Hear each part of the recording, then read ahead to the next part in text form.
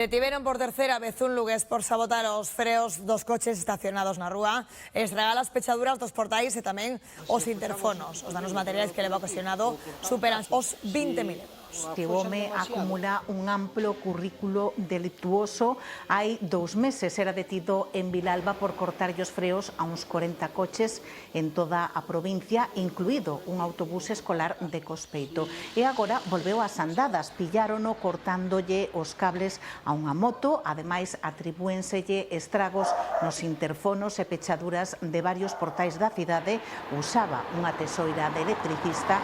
A policía atopou no seu domicilio as pezas que arrancaba e tamén as ferramentas que usaba. O home, durante a súa declaración, alegou que actuaba por orde da NASA.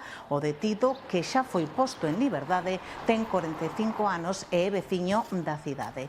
Os afectados piden que se tomen medidas con esta persoa para evitar novos incidentes.